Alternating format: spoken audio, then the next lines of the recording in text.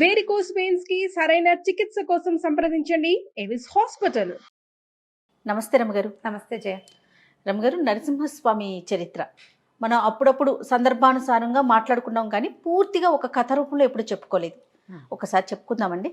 దశావతారాల్లో నరసింహస్వామి పరమాద్భుతమైన స్వరూపం, ఉగ్ర రూపం, శీఘ్రంగా సులభ సాధ్యుడుగా కూడా కనపడతాడు జయ. అవునా రమగారు? అప్పుడు శీఘ్రంగా సులభంగా రాలా, ఇప్పుడు వస్తాడు. ఓహో, ఈ కాలానికి వస్తాడంటారా? ఇప్పుడు వస్తాడు. ఇప్పుడు ప్రమాదాల్లో ఆయన చాలా సహాయకారిగా ఉంటాడు, చాలా తోడుగా ఉంటాడు స్వామి. ఎంత హాయిగా ఎంత ప్రసన్నంగా ఉంటాడో. నరసింహ చరిత్ర చెప్పాలంటే ముందు దశావతారాలు చెప్పుకోవాలి కదా. మత్స్య కూర్మ వరాహ అవతారాల తర్వాత ఈ మృగపతి అవతారాన్ని ఎత్తాడు ఈయన. నరమృగ రూపుడు, సగం మనిషి సగం మృగం. దీనికి ముందున్న స్వరూపం వరాహ స్వరూపం కదా. ఇవి రెండు ఇంటర్లింక్డ్గా కనిపిస్తాయి. వరాహ స్వరూపము నరసింహ స్వరూపము లింక్ దగ్గరగా. పూర్వం ఇప్పుడు జయ విజయులు అని విష్ణుమూర్తి యొక్క పార్షదులు, వాళ్ళ వాకిట్లో ఉండేటువంటి కాపలాదారులు. సనక సనందనాదులని నలుగురు మనుషులు. సనక సనందన సనత్కుమార సనత్ సుజాతులు. వాళ్ళు బ్రహ్మ కుమారులు, మానసపుత్రులు, బాలురుగానే కనపడతారు. మాకు జ్ఞానమే, వాళ్ళని సృష్టి చేయమంటే మేమేం చెయ్యం, మాకు జ్ఞానమే కావాలన్నారు వాళ్ళు. తర్వాత సృష్టి బ్రహ్మ చేసుకున్నాడు. ఈ బాలురుగా ఉన్న వాళ్ళు ఒకసారి వచ్చి విష్ణుమూర్తిని చూడబోయారు. స్వామివారు ఏకాంతంలో ఉన్నారు కాబట్టి ప్రవేశం కుదరదన్నారు ద్వారపాలకులు. వీళ్ళ కోపం వచ్చింది, మాకడ్డేమిటి అని చెప్పి విష్ణు సేవ మీ ఎందు ఉన్నదని ఇలాంటి అహంకరించారు కాబట్టి స్వామి సేవకి దూరం అయిపోండని శపించారు. తర్వాత విష్ణువు లేచి వచ్చి వాళ్ళని బలకరించి ఈ సేవా భాగ్యం లభించదని దుఃఖంతో కుమిలిపోతున్న జయ విజయులకి ఈ శాపానికి ఒక చిన్న సడలింపు చేశాడు. భక్తులుగా 10 జన్మలు ఎత్తుతారా, శత్రువులుగా 3 జన్మలు ఎత్తుతారా? నాకు భగవంతుని భక్తులుగా 10 లేదా 100 జన్మలని కూడా ఒక పాఠభేదం కనపడుతుంది. భగవంతుని భక్తులే, స్వామి మీద ప్రీతున్న వాళ్ళే కొన్ని జన్మలు ఎత్తాలి అలాగా. లేదా శత్రువులుగా స్వామిని ద్వేషిస్తూ ప్రభుద్వేషంతో 3 జన్మలు ఎత్తుతారా అంటే 3 జన్మల్లో తిరిగి వచ్చేయచ్చని జయ విజయులు ఇది కోరుకున్నారు. వాళ్ళు 3 సార్లు పుట్టారు. 3 సార్లు విష్ణుద్వేషులు ఎప్పుడూ దైత్యులే, రాక్షసులు. దేవతలు విష్ణువు యొక్క అన్నదమ్ములు, ఆయనతో పాటు ఉండేవాళ్ళు. విష్ణుద్వేషులుగా పుట్టాలంటే రాక్షస జన్మ అయితే ఆయన చేతిలో మరణం సంభవించే అవకాశం కూడా లభిస్తుంది. ఎందుకంటే హరి రాక్షసాంతకుడు కాబట్టి. అప్పుడు వీళ్ళు ఎలా కోరుకున్నారు? 3 జన్మలకి కోరుకున్నారు. మొట్టమొదటి జన్మ వాళ్ళు హిరణ్యాక్ష హిరణ్యకశపులుగా జన్మించారు. మళ్ళీ ఎవరికో పుటల, ఈ విష్ణువుకి దేవతల తండ్రి అయిన కశ్యప ప్రజాపతికి జన్మించారు. వాళ్ళ పరంపరలోనే హిరణ్యాక్షుడు హిరణ్యకశపుడు. వీళ్ళు బ్రహ్మదేవ కోసం విపరీతంగా తపస్సు చేసి వేరువేరు వరాలు పొందారు. పొంది విపరీతమైన వరగర్వంతో ముందు హిరణ్యాక్షుడు అతను ఏం చేశాడు? భూదేవిని ముంచేశాడు, సముద్రంలోకి పట్టుకెళ్ళి పడేసేసాడు. ఆమె నన్ను ఉద్ధరించండి ప్రభు అని కేకలు పెడితే ఈ నీటిలోకి వెళ్ళగలిగే జంతు స్వరూపాన్ని ఎత్తి విష్ణువు హిరణ్యాక్షుడిని సంహరించి భూమాతని భూదేవిని పైకి తీసుకొచ్చాడు. అదే ఆదివరాహ స్వరూపం. ఆ ఆదివరాహ స్వరూపాన్ని ఆశ్రయిస్తే భూ సంబంధమైన సమస్యలు తొలుగుతాయని చెప్తారు వరాహస్వామి. తర్వాత ఎప్పుడైతే హిరణ్యాక్షుడు చనిపోయాడో ఈ హిరణ్యాక్షుడిని చంపినటువంటి హరి మీద పగ తీర్చుకోవడం కోసం హిరణ్యకశిపుడు ఇంకా తపస్సు చేశాడు, ఎంతో తపస్సు బ్రహ్మ కోసం. అప్పుడు విపరీత వరాలు పొందాడు. అతను అడిగిన వరాలు ఏమిటి? నా మరణం మనిషి చేత కానీ జంతువు చేత కానీ కాకూడదు. దేవగంధర్వ కిన్నర కింపురుషాదులు ఎవరూ నన్ను చంపకూడదు. ఇంత బయట కాదు, ఆయుధంతో కాదు, చేతులతోటి కాదు, పగలు రాత్రి కాదు, భూమి ఆకాశాలు కాదు, అలాంటి మరణం కావాలి. ఎందుకంటే వీళ్ళు మరణం లేకుండా వరం ఇవ్వమని కోరుకున్నారు. మరణం లేకుండా మీకు అమృతత్వాన్ని నేను ఇవ్వలేననేసాడు బ్రహ్మ. మీరు మరణించవలసిందే. అందుకని విపరీత వరాలు కోరుకున్నాడు. అయితే ఆయన తపస్సు చేసే క్రమంలో ఏం చేశాడు? తన భార్య గర్భవతి అయిన లీలావతిని వదిలిపెట్టి వెళ్ళాడు. అయితే ఇతను తపస్సు చేస్తున్నాడు అని చెప్పి దేవేంద్రుడు ఏం చేశాడు? ఆ లీలావతిని తన వెంట తీసుకుపోవడానికి ప్రయత్నం చేశాడు. నారద మహర్షి అడ్డుపడి ఈమె గర్భస్థుడైన శిశువు హరిప్రీతితోటి జన్మిస్తాడు. మహాహరి భక్తుడు, అతనిని మనం కాపాడాలి, నువ్వు వెళ్ళిపో, ఈమెను నా దగ్గర అట్టి పెట్టుకుంటానని చెప్పి తన ఆశ్రమానికి తీసుకెళ్ళిపోయాడు. నారద మహర్షి ఆశ్రమానికి తీసుకెళ్ళి ఆయన ఆమె పడుకున్నా కూడా నిత్యము నారదుడు నారాయణ నామస్మరణ చేస్తాడు. అంతే కదా. హరిబోధ చేశాడు పిల్లవాడికి, ఆ గర్భస్థ శిశువుకి. ఇక అబ్బాయి అలా అందులో మునిగిపోయాడు, లోపల ఉన్న శిశువు. అయితే ఈ గర్భస్థ శిశువు అంటే 9 నెలలో 10 నెలలోనే కదండి అంటే, అప్పట్లో గర్భాలు ఇంత సింపుల్ కాదు, సంవత్సరాలు మోసేవారట. ఆ గర్భంలో ఉన్నంత కాలము అదే విన్నాడు అబ్బాయి. హరి గురించే విన్నాడు. లోకపాలకుడు హరి, లోక రక్షకుడు హరి, సర్వోన్నత దైవం హరే, ఇందుగలడు అందులేడని సందేహము వలదు. చక్రి సర్వోపగతుడు, అది ఆ భావాల్లో పిల్లవాడు ఉన్నాడు లోపల. తర్వాత ఏమైంది, పుత్రోదయం అయింది. పుత్రోదయం అయ్యాక కూడా ఆ పుట్టిన శిశువు కూడా ఈయన అలాంటి బోధే చేశాడు. తర్వాత కాలంలో హిరణ్యకశిపుడికి తపస్సు పూర్తయింది, వరం లభించింది. ఆయన దేవతల మీద దండెత్తాడు. తన భార్యను తీసుకెళ్ళడానికి ప్రయత్నం చేసినందుకు మొత్తం అణిచేశాడు, ముల్లోకాలు జయించేశాడు, ముల్లోకాధిపతి అయిపోయాడు. ఎక్కడా మరణం లేని వాడికి భయం ఏముంది, తెంపరితనం వచ్చేస్తుంది కదా. అక్కడి నుంచి భార్యని కుమారుడిని తీసుకుపోయాడు. ప్రహ్లాదుడిని పేరు పెట్టారు, ఆహ్లాదాన్ని కలిగిస్తాడని ప్రహ్లాదుడని పెట్టారు పేరు. ఇంకా సంతానం కలిగింది, ముందు సంతానం ఉంది, తర్వాత కలిగింది. ఒక్క పిల్లవాడే కాదు, వాళ్ళకి ఇంకా ఉన్నారు పిల్లలు. పిల్లాడు కొంచెం మందుడుగా ఉండేవాడు, యాక్టివ్ కాదు. ప్రహ్లాదుడు యాక్టివ్ వాడు కాదు, కూర్చుని హరినామస్మరణ చేసుకుంటూ ఉండేవాడు. పుట్టుకతోటే వైరాగ్య భావాలు ఉన్నవాడు.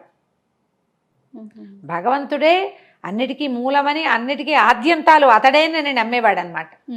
ఈ పిల్లాడికి ఒక 7-8 సంవత్సరాలు వచ్చాక కొంచెం మబ్బుగా ఉన్నాడు, చదువులో పెట్టాలనుకున్నారు. అప్పుడు చండామార్కులని, చండు అమార్కుడు బహుశా వాళ్ళ పేర్లు, ఈ చండామార్కులకి అప్పచెప్పారు విద్య నేర్పించమని. వాళ్ళు ఏం చెప్పినా ఈ పిల్లాడికి క్షణంలో వచ్చేస్తుంది, ఏకసంధాగ్రాహి. కానీ హిరణ్యకశిపాయ నమః అని తండ్రిని పూజించాలని, తండ్రి సర్వోత్కృష్టుడని అంటే ఒప్పుకునేవాడు కాదు. ఈ దేహాలు పోయేవేవి, ఎప్పుడూ నిత్యుడుగా ఉండే భగవంతుడిని చూడాలి కానీ అనిత్యమైన మనల్ని ఎట్లా పూజిస్తాం, మనుషుల్ని పూజించకూడదు.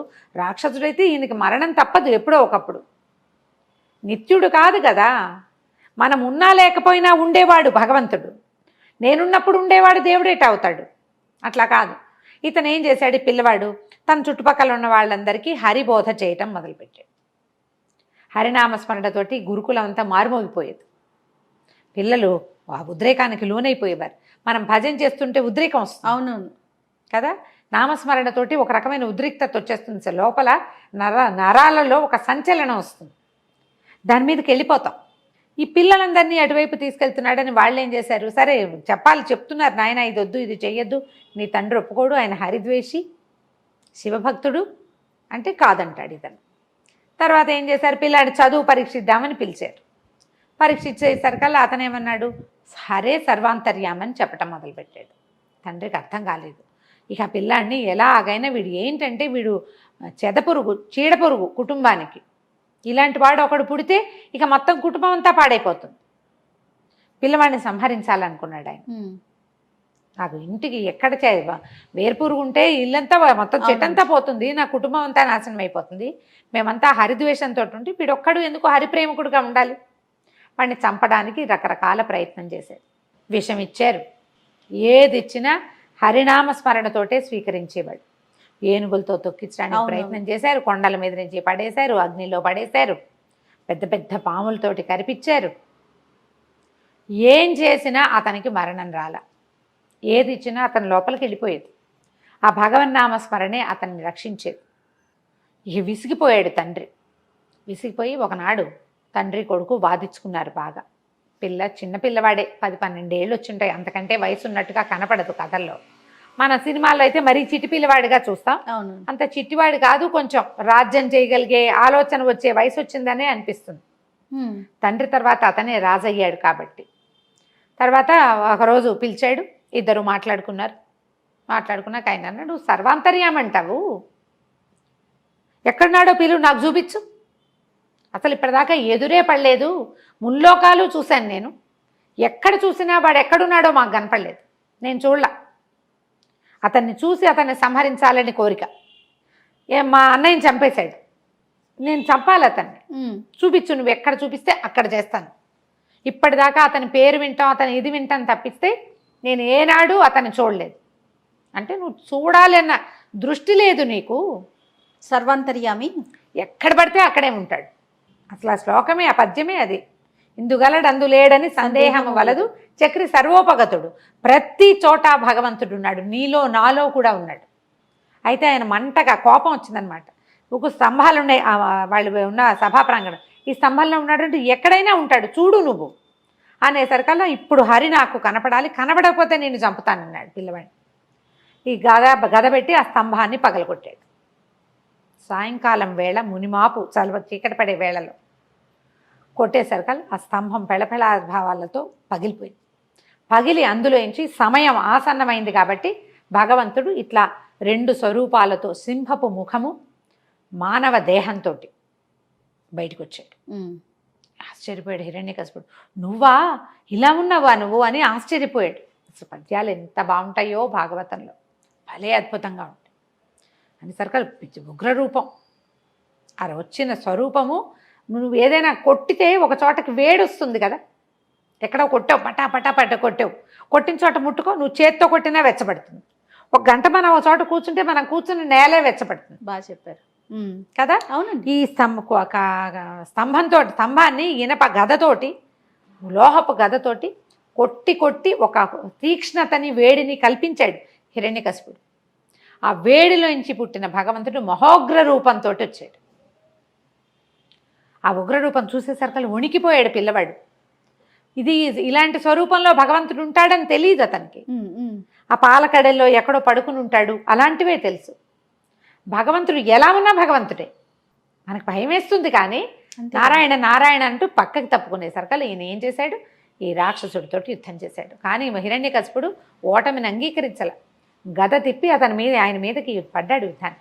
పడేసరికి ఈయన ఒక దెబ్బ కొట్టి అతన్ని ఈడ్చుకెళ్ళాడట. ఈడ్చుకెళ్ళి కరెక్ట్గా గుమ్మం మీద కూర్చున్నాడు. ఆ గుమ్మం మీద, అది ఇల్లు కాదు, వాకిలి కాదు, అతను ఎత్తి తన తొడల మీద వేసుకున్నాడు. భూమి ఆకాశాలు కాదు, భగవంతుని తొడల మీద ఉన్నాడు అతను, గోళ్లతోటి. అది సాయంత్రం కాదు, పగలు కాదు, రాత్రి కాదు, సాయంకాలం మునిమాపు వేళ చీకటి పడే సంధ్యా సమయంలో. ఈ చేతులు కాదు, ఆయుధం కాదు, గోళ్లతోటి చీల్చి అతనిని సంహరించాడు. ఈ సంహరించేసరికల్లా ఆ ఉగ్ర రూపం చూస్తే వణికిపోయారు అందరూ. ప్రపంచం చాలా స్తంభించిపోయినట్టు అయిపోయింది. మొత్తం దేవతలంతా దిగి వచ్చేసారట. ఆయన్ని శాంతింప చేయలేపారు. ఆయన ఎంత ఉగ్రంగా ఉన్నాడంటే, ఆహారం తీసుకునే వేళ సింహం ఎలా ఉంటుంది, భక్షించాడని చెప్పం, గోళ్లతోటి చీల్చి సంహరించాడు. అవును అవును. అయితే వాళ్ళు ఏం చేశారు, బ్రహ్మాది దేవతలంతా వచ్చేసారు. లక్ష్మీదేవి కూడా వచ్చిన ఆయన శాంతించల. ప్రహ్లాదుడి కోసమే వచ్చాడు కాబట్టి అతని ముఖం చూస్తే శాంతిస్తాడని అతన్నే ముందుకు నెట్టి అతనితోటే ప్రార్థన చేయించారు. ఉగ్రత తగ్గిన స్వామి అక్కడ నిలబడల. ఆ విచిత్ర స్వరూపంతో ఆయన బయటికి వెళ్ళిపోయాడు. ఎప్పటికో శాంతించాడని చెప్తారు. అలా వెళ్ళిన ఆయన సింహం ఎందులోకి వెళ్తుంది, అడవుల్లోకి, కొండల మీదకి వెళ్ళిపోతుంది. అట్లా మొత్తం ఆయన సంచరించిన భూభాగాలన్నిట్లలోనూ ఒక్కొక్క దేవాలయం నిర్మించబడిందని చెప్తారు. అట్లా ఆయన సంచరించిన ప్రాంతం బయటికి వెళ్ళిపోయి సంచరించాడు. ఎక్కడెక్కడ ఆయన ఆగాడో వెళ్ళిపోయాడు. ఎక్కడ ఆగాడో అక్కడ ఒక ప్రత్యేకమైన దేవాలయం, ప్రత్యేకమైన కథ వచ్చింది. సింహాచలం కాదు, మనకి అహోబిలం. ఆ అహోబిలంలో ఆయన అసలు అదే జరిగిందే అహోబిలంలో ఉంటారు. అహోబిలం మనం కొండ మీదకి పైకి వెళ్తుంటే ఒక పెద్ద ఇది కనపడుతుంది, సభాభవనం అంతా పగిలిపోయి ముక్కలుగా. అసలు అదే హిరణ్యకశిపుడి భవనం అని చెప్తారు. ఎంత పెద్ద పెద్ద కట్టడాలుగా కనిపిస్తుంది. పైన ఉక్కు స్తంభం అనే ఒక స్తంభం ఉంది, ఉగ్రస్తంభం. ఆ స్తంభం నుంచే స్వామి ఆవిర్భవించాడని కూడా చెప్పబడుతుంది. అహోబిలంలోనే ఈ కథ జరిగిందంటారు. ఆయన ఎన్నో ప్రాంతాల్లో, అటవీ ప్రాంతాల్లో సంచరిస్తే ఆ సంచరించిన చోటల్లా ఒక్కొక్క దేవాలయం చొప్పున చాలా ఉన్నాయి. పెంచెలకోన అలా బోల్డన్ని దేవాలయాలు ఉన్నాయి. ఒకసారి నరసింహ క్షేత్రాలన్నీ లైన్గా చెప్పుకుందాం. తప్పకుండా అండి. అక్కడి నుంచి ఏమైంది, లక్ష్మీదేవి శాంతించలేదు, ఆయన ఉగ్ర రూపంతో తిరుగుతున్నాడు. ఆయన్ని శాంతింపజేయాలి, మళ్ళీ వైకుంఠ ప్రవేశం చేయించాలి. అప్పుడు లక్ష్మీదేవిలో ఉన్నటువంటి సాత్విక కళని, ఆమెలో ఒక రాజసిక కళ కూడా ఉంది, కోపం, ఆమె తొందరగా కోపం వస్తుంది ఆవిడికి కదా, కదిలి వెళ్ళిపోతుంది. ఆమెలో సాత్విక కళ ఉంది. ఆ సాత్విక కళని చెంచులక్ష్మి రూపంలో జన్మింపజేశారని, ఒక చిన్న బాలిక రూపంలో ఆ సాత్విక కళకి ఆకర్షితుడై ఆయనలో ఉన్న ఉగ్రం తగ్గిపోయిందని చెప్తారు. చెంచులక్ష్మిని వివాహం చేసుకుని ఆయన శాంతపడిపోయాడు. తర్వాత ఆ లక్ష్మీ కళ, ఆ సాత్విక కళ ఆయనలోకి ఐక్యమైపోయాక ఆయన మామూలుగా విష్ణు స్వరూపంతో పైకి మన వైకుంఠానికి వెళ్ళిపోయాడని చెప్తారు. ఎలా వైకుంఠానికి వెళ్ళాడు అనేది ప్రత్యేక కథనంగా చెప్పబడదు. ఇలాగ విష్ణు పురాణం చూస్తే కనుక ఈసారి మళ్ళీ చెప్తాను ఇంకొకసారి వివరంగా. ఈ ప్రహ్లాదుడి కోసమే ఇలాంటి స్వరూపాన్ని చూపించాడు ప్రపంచానికి. అది ఇప్పుడు ఈ మన ఏమంటారు దీన్ని, పరిణామ క్రమంలో చేపగా, కూర్మంగా, వరాహంగా, తర్వాత సగం మానవ దేహం, సగం దీంతో మృగదేహంతో, మృగముఖంతో జన్మించి ఆ తర్వాత వామనుడిగా జన్మించాడు. పూర్తి స్థాయి మనిషి బాల రూపంలో, అదే వామన రూపంలో. ఇట్లా పరిణామక్రమం కూడా ఇక్కడ చూపించబడింది అని చెప్తారు. ఈ ప్రత్యేకమైన ఈ స్వరూపాన్ని అర్చించిన, ఆరాధించిన అపరిమితమైన ఐశ్వర్యం లభిస్తుందని, చాలా ధైర్యం వస్తుందని, రణోద్రేకంలో ఉన్నవాళ్ళు, ఎక్కడైనా యుద్ధానికి వెళ్ళాలని భావించేవాళ్ళు, పోట్లాటకి దిగేవాళ్ళు నరసింహస్వామిని తలుచుకుని ఆయన్ని ప్రార్థించి వెళ్తే విజయం లభిస్తుందని చెప్తారు. కరావలంబ స్తోత్రం లాంటివి చేసుకుంటే స్వామి తన చెయ్యి అందిస్తాడు మనకి. ఇప్పుడు ఇది ఊరికే అతన్ని చంపటమే కాదు, ప్రపంచానికి ఎలా చూపించాడు, మనం సంసారంలో పడి కొట్టుకుపోతూ ఉంటాం. హిరణ్యకశిపుడిని ఉద్ధరించాడు, సంహరించటం కాదు కదా అది. అవును అవును, ఒట్టి సంహార క్రియ కాదు జరిగింది, ఉద్ధరణ క్రియ జరిగింది. మనని కూడా భగవంతుడు ఈ సంసారంలో నుంచి ఉద్ధరిస్తాడు ఈ స్వరూపంలో ఉన్న ఆయన. అలాంటి ఈ స్వరూపాన్ని నిత్యం తలుచుకోవచ్చు. బోళ్ళని దేవాలయాలునే, కుదిరితే ఏదో ఒక దేవాలయంలో దర్శనం చేసుకోవచ్చు. ఆ కథ తలుచుకుంటే ఎంత రోమాంచంగా ఉంటుంది, అద్భుతమైన కథ కదా. మళ్ళీ ఇంకొకసారి మనం దేవాలయాలను గురించి చెప్పుకోవచ్చు. అందులోనూ మీ నోటి వెంట వింటుంటే రమ్మగారు మహాద్భుతం అండి. నమస్తే.